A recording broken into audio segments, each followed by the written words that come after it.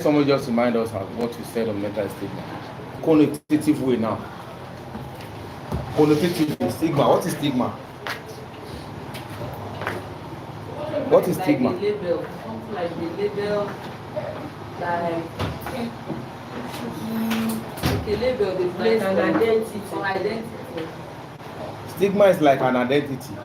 How do you mean? It's like a particular,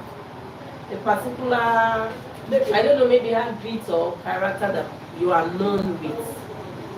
That the person is known with. Yes. Maybe a product now, I want to put a stigma, negative behavior towards someone, negative attitude directed towards someone. That is just the word.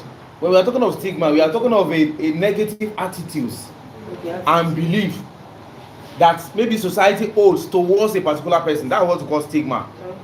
For example, now, if somebody just come out of prison, ex-convict, Abi, Yes. that's stigma now, and the society, we are trying to move away from that. How do you stop that stigma? If they know somebody is an HIV positive now, you don't even want to sleep beside the person, Abi. So the moment you do that, that's negative attitude towards that particular person, and directly or indirectly, the person may decide to withdraw him or herself, and at the end of the day, it can lead to depression because of that kind of stigma. And the stigma has to do with what society is having against that particular person in questions. That's what we call stigma. Stigma is like a label, not the label as in real sense, but the label, maybe the negative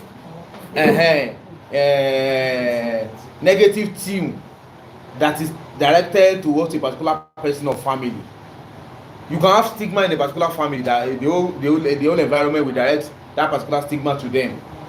Maybe they're having one thing or the other they are doing. Maybe they're smoking. So they say don't associate with you. That's a particular stigma. So they don't want to associate themselves with that particular person, and that's what the stigma that we're talking about is all from. So what's the next one after that one? Diversity and inclusion. Diversity and inclusion. What is diversity? Different. You said? Different. Different from the word diverse. Diversity and inclusion. Let's start our brain. I don't want to be the first person to say it. What is diversity? Diversity and inclusion.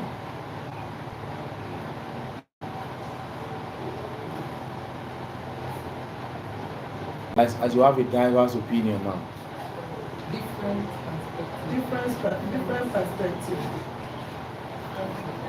Perspectives. Yes. As we have in diversity is all about having a particular different perspective. That is, it's about the variety of backgrounds, perspective and identities. So an identity that is present within a group of people. That's what we call diverse opinion, diversity and inclusion. And you know what inclusion is on the other hand. Inclusion on the other hand refers to the active effort to ensure that all individuals in a group feel valued, respected, sense of belonging. And that's why, when we are talking of inclusive school, we are talking of a school that have both that have the ability and the one with the disability. And that's why you have a blind pupils, a deaf pupils. They are integrated together in a class. Number one, they want to give them a sense of belonging, that nobody is having a particular, what do we just talk about before this one now? No, stigma. So that you don't stigmatize against them. So they are together. But when you keep them separate, they feel dejected. So why are we separate here? Unless it's a school on its own that has been separated. That okay, this school is particularly inclusive, where you have the blind separate, where you have the so but the moment you do that, the moment you brought them together, they know that you don't stigmatize against them, and they are together, they are one. But by the time you want to put them separate and separated them from the normal pupils in the classroom, you are stigmatizing against them. And that's why you say diversity and inclusion, they are very important because they have to create a more equitable and just society. So let's write under that one now. Diversity and inclusion, they are important because they help to create a more equitable and just society. Diversity and inclusion, they are important because they have to create a more equitable and just society. They allow individuals, full stop now, they allow individuals to bring their unique experiences. They allow individuals to bring their unique experiences as well as perspectives to the table.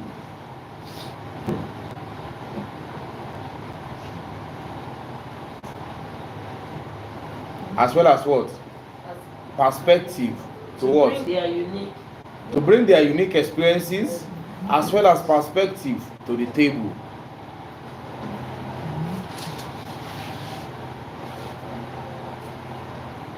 Without discrimination.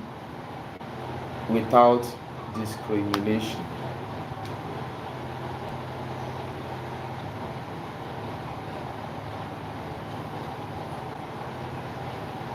Full stop now.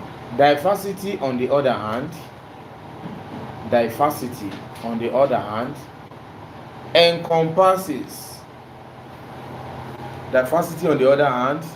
encompasses differences in age. It encompasses differences in age, race, gender,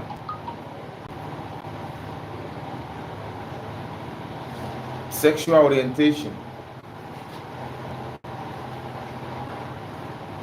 ability, religion, and many other aspects of human identity. Many other aspects of human identity. Many other aspects of human identity. Are we there? Okay. Inclusion now.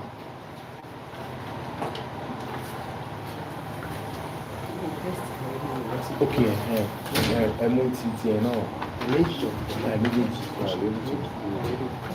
Okay.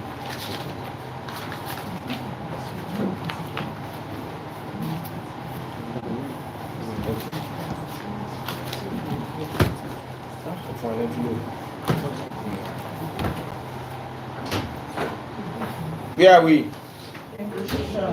Is it?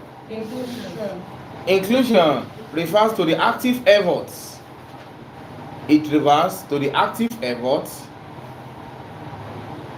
to ensure that all individuals. It refers to the active efforts to ensure that all individuals within a group feel valued. To ensure that all individuals within a group feel valued. You know that if you are valued now, you have sense of belonging.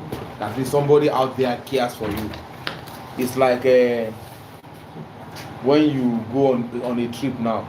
Maybe you went on a trip as a group, and everybody, maybe you are all women. Maybe your husband started calling you, and we have 2 or 3 people that nobody even called them at all, and you are in the same vehicle. You're almost at home. You know that thing will be pinching you as if, what is happening now? That means nobody even cares about me. I mean, so you know when you now got home now, you begin to act strange. There's no problem now. Don't worry. Say this since the day first day, nobody even bothered to call. Nobody even bother.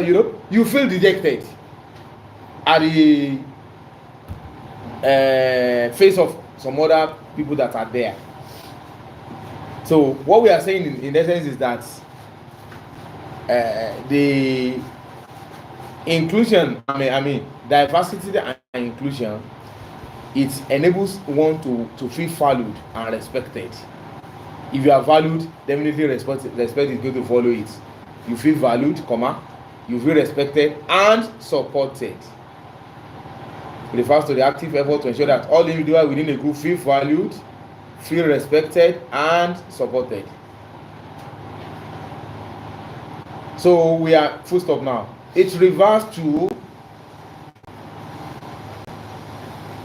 creating an environment where everyone is given equal opportunities. It refers to creating an environment where everybody is given opportunities to participate, contribute, and to the act. That's the word of inclusion for you. To participate,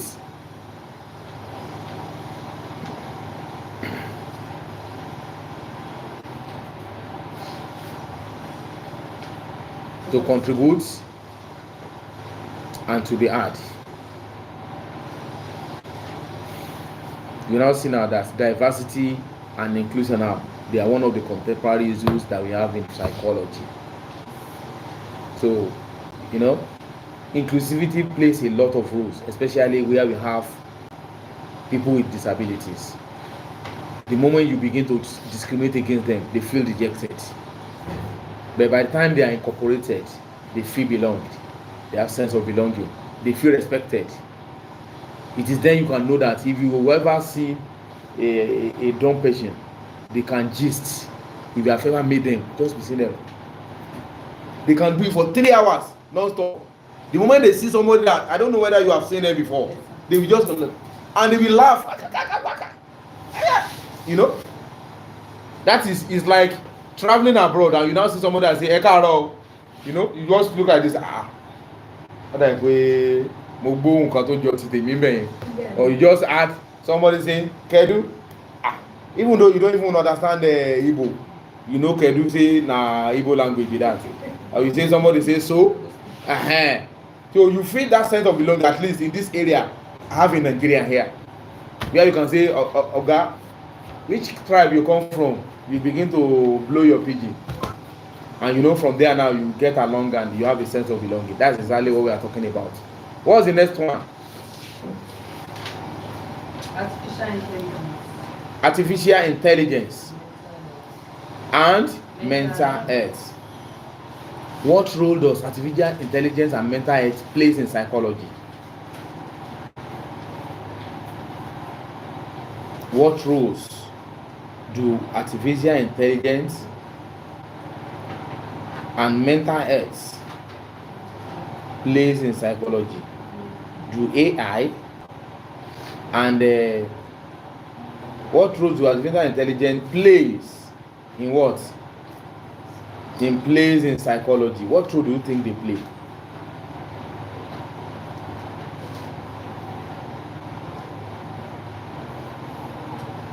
You all know what artificial intelligence is all about, Abby? It's a problem solver for the world now. To the extent that nobody doesn't want to do anything again. You just see our voice now. You just say, they just write the equation. AI, please solve. Abby? Now we now bring it. You're looking at in within a seconds or two. But how they go to that place, you don't know. And some of them at times may not be accurate. And that's why you say AI will write at the footnote. This is not the final. Abby? I don't know whether you observe that. So, and that is why exactly where we are going now. We are talking of the roles that AI plays. It has become increasingly important now these days in the field of psychology, playing a variety of roles in research, in diagnosis, in treatment, and beyond. For example, now, as a class teacher, you just discover some students in your class have been keeping to themselves. Before you can even consult any other thing, there are some questions that will come to your mind, and as a psychologist, to draw home your points. At the end of the day, you may that at least before you put about 4 or 5 questions across to that particular student, you must have involved and you must have concluded that at least out of these 5, 1 out of it is happening. A student that have a parental issues at home now, the parents used to fight at home and they get disturbed in class. So you want to find out why that lady or that boy keep to him or herself.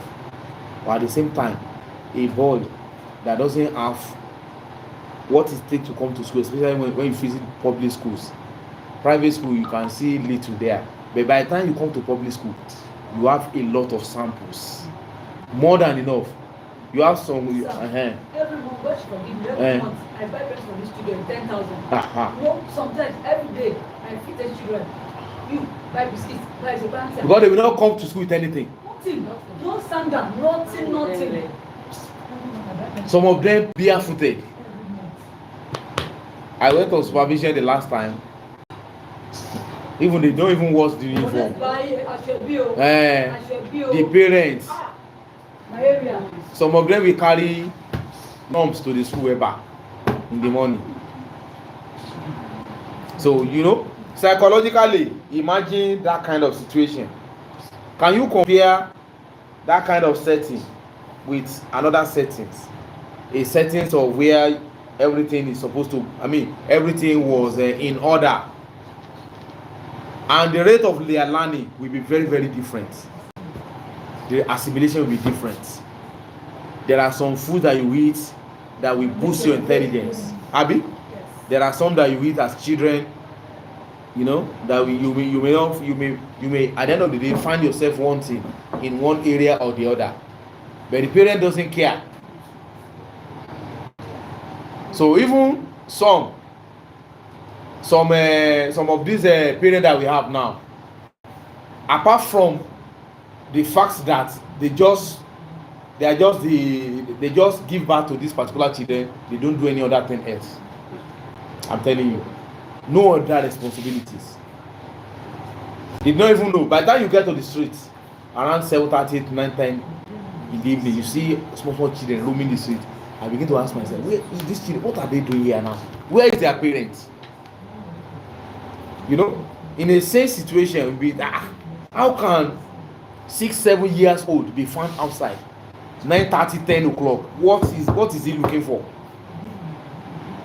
So, and those are the situations that we have to contend with. We can't run away from them because of the situation that we find ourselves. The economic situation, and you see all these children that we are talking about now, they belong to the downtrodden. Some of them have 4 wives. Despite the fact that there's no wherewithal. And I don't know how they do it. They are just adding more nuisance to the society. Especially the owners. You see them selling land 5 million, 10 million, 20 million, and they are living in one room. After 5 years now, they are living in one room. So what we are saying in the sense that we want to look at how artificial intelligence has become increasingly important in the field of psychology, playing a variety of roles in research, in diagnosis and treatment. After diagnosis, it's like go to the hospitals now. Doctor, they are never witch. They are not witch, they are not wizards. They will ask you, how does it start? So you begin to have slight headache. After my legs begin to ache, after this, and now the deal start. Okay, let's do this particular test. At the end of that particular test, we know where we are going. When the result, because they must have been, after diagnosis, the treatment follows. After diagnosis, the next thing is treatment. When they diagnose you, they now say go for treatment. Go for test.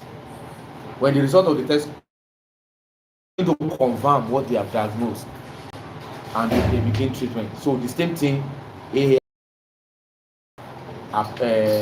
doing for us in psychology. So using that AI does is number 1, diagnosis and screening. Diagnosis and screening.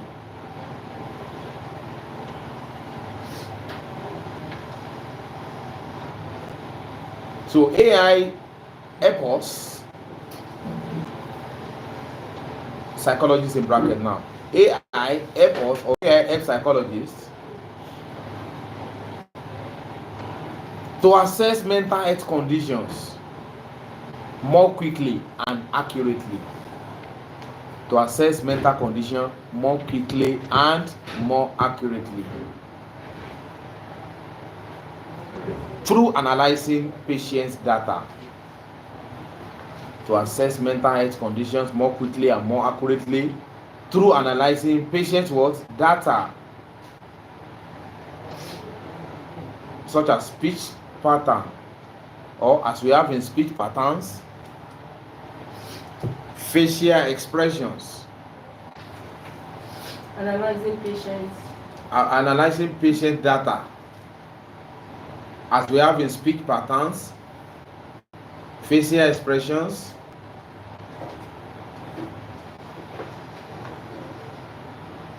as well as other behavioral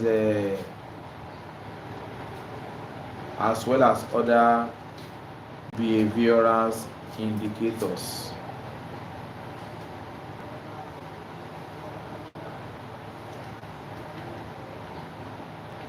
You know, facial expression at times you can use it to determine whether somebody is happy or not. Happy?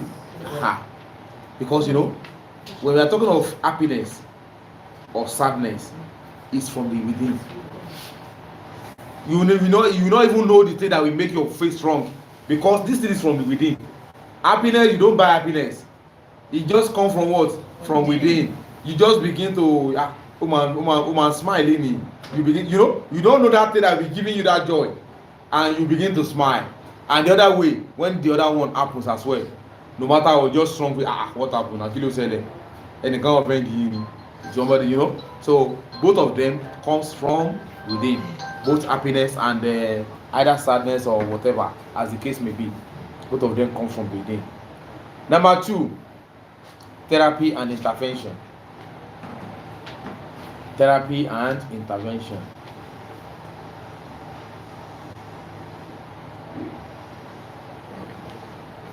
What is therapy?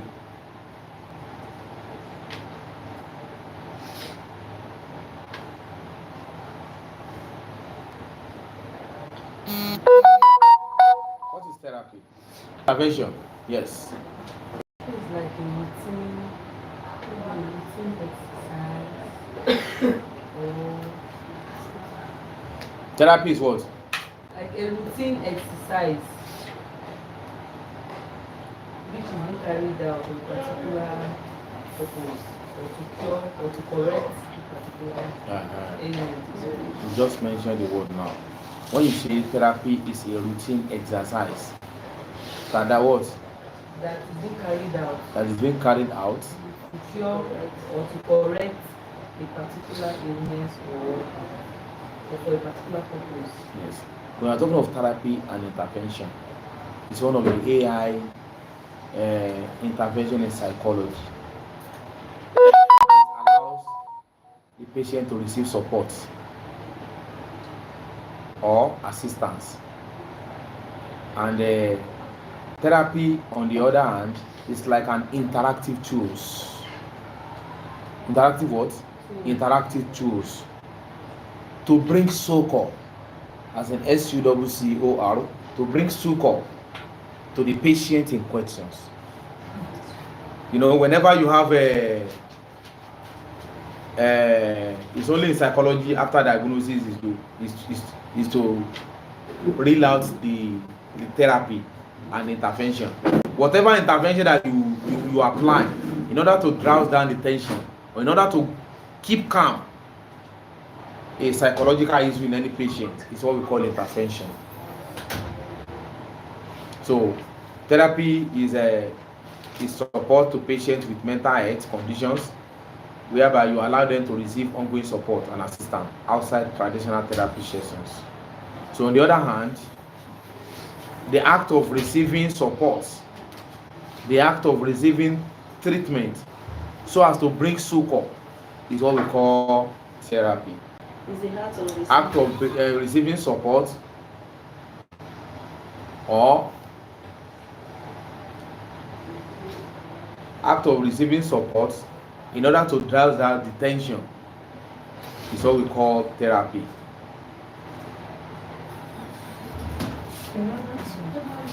Morning. To bring down, I mean, what do you write? To drive down the tension. Yes, to drive down the tension. Or receiving support and assistance is what we call therapy and intervention.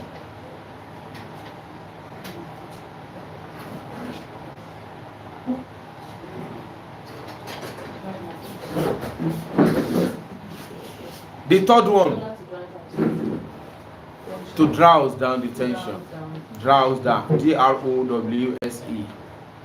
Drowse down the tension. The other one is what we call early detection. Early what? Detection. You know, you can just program and ask AI, do this fellow want to program age, everything inside there?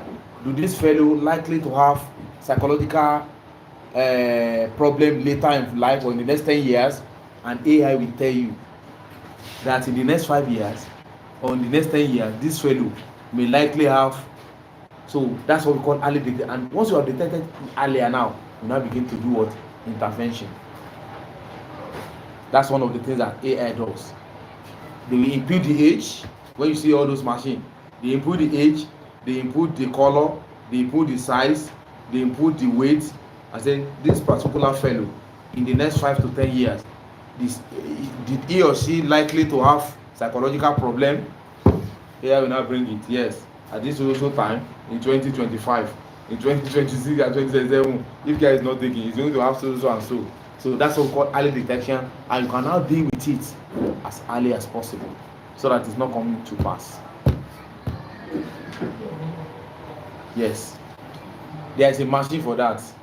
I just pray we get there one day. So then we have the next one is what we call personalized medicine. You now ask, when you say personalized medicine, which treatment can we adopt to the fellow? You now mention the kind of thing that's doing. You know, okay, give him so thing. He can what do we call those when doctor give you prescription, Abi, here we now prescribe. Take so and so thing to nip this situation in the bud. So that is, how many do we have now? Personalized medicine. Personalized medicine. How many do we have now? 4. We have 4. Then the last but not the least, we have research. Research. When we are talking of research here now, you know, when you are doing research, they ask you to go and take data. Abi? Data, or you know, some of us, they say we have at every point in time, every one of us has 1 minute of display madness at any point in time. Abi? As we have 1 minute of loneliness at times, you all decided I don't want to talk to anybody. I just want to be left alone. So there's a particular time in the individual's life that this type of a thing will just come for a minute or two, and you display one aggressive behavior or the other. At the end of the day, you begin to ask yourself, why do I even want to do this kind of a thing? Do you understand? So like this one now, we now want to have data of who and who have just that have done that in the past. You know, okay, let me interview 20 parents. So by the time your collation of data is what we call research, which will enable you to know with a psychologist to analyze data, large amount of data, identify patterns and trends, and develop many insights into human behavior and mental health. So that's why we need research in that direction. So those are the 5 areas now under AI that we have just mentioned. What's the next one to the AI in our contemporary issues? Neuroscience and free will. Neuro what? Science and free will. And free will. Anything that has to do with neuro, what are we talking about? The brain. The brain, yes. neuroscience and free will. When you're talking of anything neuro has to do with the brain. And the free will, as in FRE, Abby? Yes. WIL, Abby? IWL? Yes, sir. Neuroscience and free will. You know, the word neuro has to do with the brain. And how brain coordinates all our affairs. So neuroscience and free will is an interesting topic. It's very, very contemporary and germane in nature. When we are talking of neuroscience, that means all our behaviors and decisions are typically, it's the kind of activity that we are talking about now. It has to do with, every one of them has to do with the coordination of the brain. The brain is going to be the main coordinator. Before you exhibit any traits, the signal will be sent to the brain. And before it's like you want to put up a particular character. And you have been watching that character for some time now. You want to exhibit that character. The signal will be sent to the brain first for coordination. Well, that is why it is very, very important as an early childhood educator to know something about psychology, because you are dealing with a whole range of people from different backgrounds, from different homes, from different environments. And the moment you have an insight into what and which any one of them can exhibit or do, then the better it's going to be for you as a teacher. That's right. Neuroscience and free will.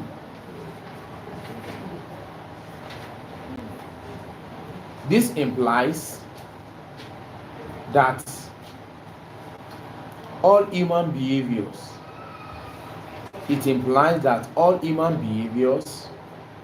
as well as decisions, they are ultimately determined. They are what? Ultimately determined by the physical activities of our brains. By what? The physical activities of our brains.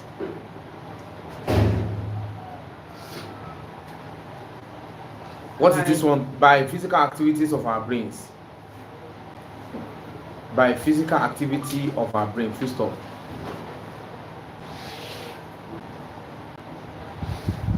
This one is telling us that, continuation, this is telling us that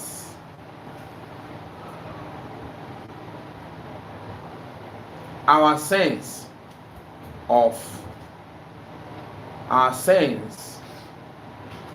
free and will may just be an illusion.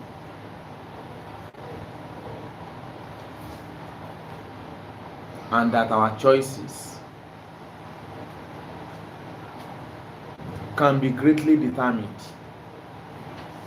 by factors beyond our control, and that our choices can be greatly determined by factors beyond our control.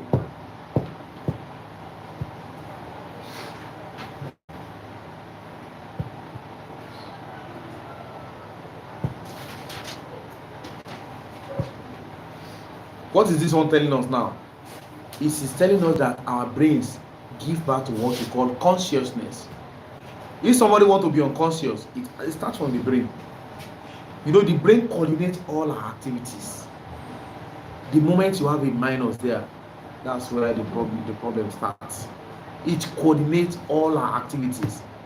If you are sleeping and somebody wakes you up, the signal will be sent to the brain. If somebody just pinch you now, before you can know that have that feelings of sensation, the signal will first go to the brain first. Wow. No, maybe you can ask at the back. Say you understand now. The signal will be first sent to the brain, telling you that something is happening somewhere. If you pinch yourself now, before you can feel, or you put one ear strands from your body, before the pains can come, it will first go, and it moves quickly than anybody can imagine. Because this is the brain that will tell you that something is wrong with you. By the time they put your eyes around, you don't know anything, something is wrong with you. Either with your layers of your body, this epidermis, or I don't want to go into the biology of the body system. Either something is happening with the dermis or the epidermis, or as the case may be. Before you know that somebody, when they are pinching you and you cannot alive, you are not awake. It's like someone that is unconscious. You know, they do all sorts of things to make sure that the person get back to life. By the time you sneeze this, before you sneeze, the signal will send to the brain first, and that one is telling us that something is, you are back now. Because according to science, they said anytime that everybody wants to sneeze, the breathing will stop before anybody can sneeze, and that was the only time the breathing stops in human being permanently. Not permanently, just for some period. Beep, like this. You want to sneeze, you know what you do, that you are not breathing again before you now say bah! Because it must not be more than 1 or 2 seconds before you come back to life. That is it. God is very great. Everything is attached to it and to the brain. And that is why if you have an operation in a hospital, either CS or whatever, they will first make sure that they will ask if you have fat before they can give you any food. If you haven't fat, they will not give you. It's only when you fat that all the body system in you is working. If you didn't fat, and that's why you know we have a lot of reason to say thank you God every day. So if you didn't fat, that means all is not well. So it's even evidence of good living that you can even fat as fast as. And the scientists are even designing to the extent that they say a balloon, there's in a day, a human being is supposed to fat in such a way that if you put the balloon in your bum bum, the balloon must be like this before daybreak. I don't know whether you understand. You fast and you tie it. The next one you fast, you tie it. So the balloon must be as big as this ball before the daybreak. Yes. So to make sure that everything works well. So what we are doing, all these things that we are talking about now, and that's why psychologists has to do little of science. All this thing we are talking about now is a product of the brain. Sneeze itself, it will go to the brain. You know, if you experience it, if you have not been experienced, just monitor it now. Anytime you want to sneeze, you know, your breathing will cease. That moment, it will see, unless you say, "Pwah," before the breathing will now come back. It's like pushing something. So what we are saying in essence is that there is no way the neuroscience and free will cannot be, it's regarded as one of the contemporary issues in psychology, because they coordinate our lives. Let's write now. However, there are alternative perspectives.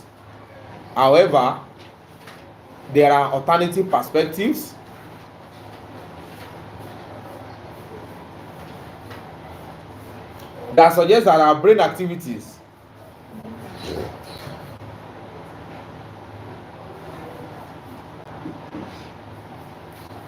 our brain activity give rise to consciousness.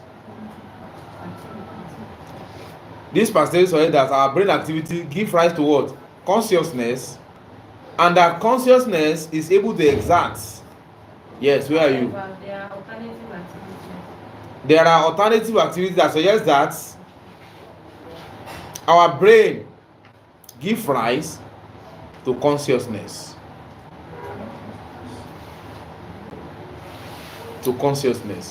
And that consciousness exerts some level of control. Consciousness exerts some level of what?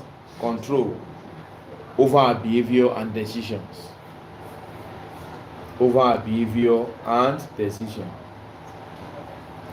And that's where you hear some people, I've done something unconscious, unaware. Exert, EXERT, exert some level of control or some control over our behaviors and decisions. And that's why you take some certain decision, you begin to wonder, am I the one that took this decision? Maybe after all said and done, and you are just regurgitating, you are alone, sitting down. Am I the one that did this? So it happens unconsciously, without you being taking notes, proper conscious.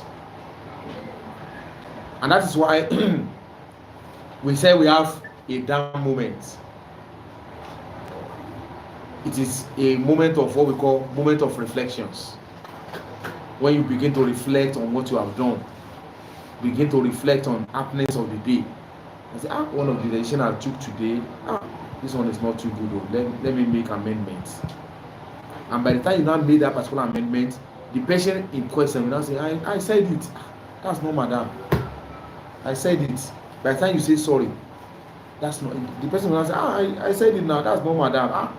Acting strange. Maybe something happened that particular period. Maybe she was not in her right sense of mind as at that material time. But that sorry at times it will be very heavy, especially when you are in position of authority. You like say sorry to who? Forget, I cannot say sorry. And but you are happy, not knowing that you are just contributing to somebody's downfall by not saying that particular sorry. So, are we there?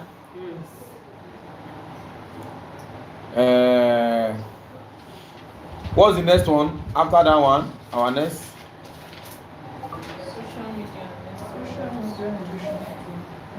Social media in relation to mental health. Social media relation to mental health. Can someone of us just say something as regards that? What exactly do we mean? Social media relation to what? To mental health.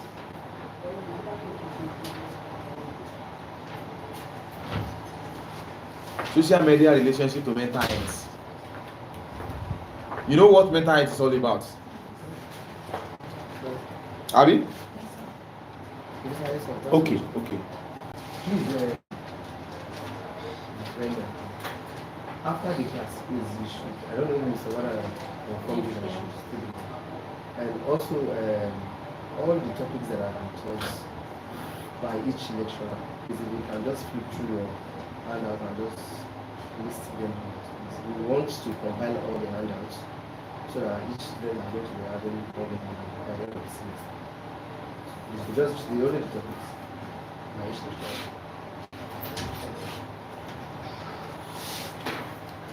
When we are talking of social media relationship to mental health, social media have both positive and negative efforts on mental health these days now. Not everybody on social media they are healthy. Some of them are mentally. I know a lady is very fast. This lady, sir. Many feel ashamed as a woman. Did you know the lady personally? I don't know the lady now. Okay, but you are aware that. She come out with her friends. And she's fat. And she's, she always happy with it. I said, why? Wow. So that is one of what we call social media now to mental health. Some people, not everybody on social media they are mentally okay. Because you begin to ask yourself, and this thing will just pop up. If you are not going there, it just pop up on your phone. You didn't visit that site, it just pop up.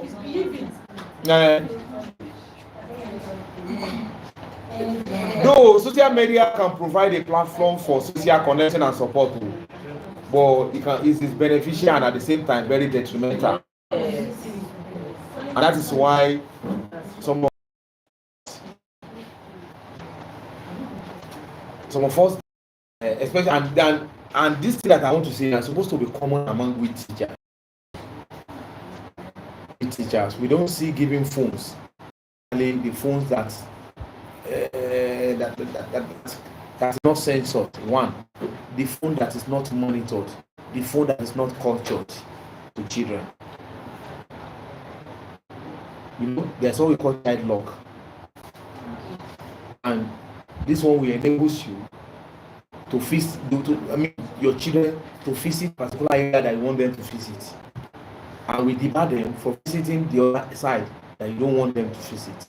I said instead of having that child lock, young children, if I want to give them phone, they will finish their SS3 and be going to university before I give them phone. What I give them, what I give them is this phone. This phone is what I give for me. Are you at home? Where are you? Where are you? Where is the person I sent you to? Just to monitor. This is the phone every one of my children use. The last one was telling me that Daddy, me, I cannot use this. I said, you in this house? She's telling me that, Daddy, do you think I will follow? I will use this one? I said, if you don't use this one, don't use anything. No. You will get to SST the next year. By the time you are in SST and finish you are about to collect jam. You see, after jam that I give it to them because of the information they send, that is the only time. But you say, one is in primary school, you now go and buy some sophisticated food. I said, well, what they are watching is giving us problem these days now. And they said they want to do it. I said, you want to do assignment? You can't do assignment on this. We have textbooks that we do assignment with. Then I want to visit site. If you want to visit site, go and collect your mommy phone, collect my phone. I mean, there, visit the site that you want to visit. They think it's a joke. But you know, lo and behold, I've been doing that. And you know, if every one of us can, you know, do the same thing, the better for us. But don't forget, some people will not do it and they are ready to pollute your own child. And it is now onus on you now to take charge, to be in charge. Once it's 11 o'clock, I can't use phone in my house again. 11 p.m. I wonder what you want to do again. This one is still okay, they're not belting with it now. No. I said, you cannot call anybody now. Who do you want to call 11 o'clock? Who do you want to call? So, you cannot call anybody again. You can't say you don't want to, I say physical for what? You are. But now, like, some of them are in the university. I don't know what they do. But the moment they come home, the rules still stay. If they are there, I can go and be doing it because I'm not there. And they are even used to it now. When it's that 11, they don't drop the phone now. We don't use telling them. And that's why I said we're the architect of all these things that happens now. We are the architect. Because most of us are refused to take charge. And because you have money. And you know what? Another thing is that not because you have money. There are times I deny them. I will talk. I want to tell you that not every time we have what if I didn't have? You now ask me, Daddy, I need 10,000 naira now. I say, did you tell me? You are just telling me now. Maybe next week. So if you want to take, you need something, you tell me ahead. I have to plan myself. I'm a salary and Abi. So they will want to bribe me. That I'm telling you now, in the next 2 weeks, I heard that one is okay. By so even if you need 10,000, I won't give you the 10,000. I'll give you 7,000. But it's 10,000 and the 3,000 I'll give you next week. Not that I didn't have, but you know, you want to teach them that not, and you don't always have your way. You don't always have your way, especially the girls. By the time you get married and you ask your husband 10,000, that will give you 5,000. Kill a shit now. What is the you have to? Yes, you have to appreciate first. That 10,000 naira, you do how many hours they work for you? Only you. Just money give you. That's the implication. So somebody earning 100,000 naira before somebody can give you 10,000 out of the 100,000 is earning every month. Calculate the number of hours he has worked for you. But some of us are not appreciative. So in order to it's everything starts from us psychologically. And you know these children, they develop wings. Though we are the architect of all these things now, we make them to lie. The initial stage, we started lying with them. By the time somebody is looking for and say, tell them I'm not around, they now graduate to become Ugunge lie. You now say, this girl can lie for Africa. You are the one that taught him or her. Say you understand. And that is why we have to be very, very careful, especially when we handle children. They want to see us as being above board. We are above board. And that is why whatever you tell them, they accept it, hook, line, and sinker. No judgment. They will not even ask you any question because they want to believe that you are on in all. Especially with teachers like this. My auntie, she's the best. Whatever my auntie tell me in school is correct. And that's why we have to be very careful in telling these children something. Make sure go come and if you do the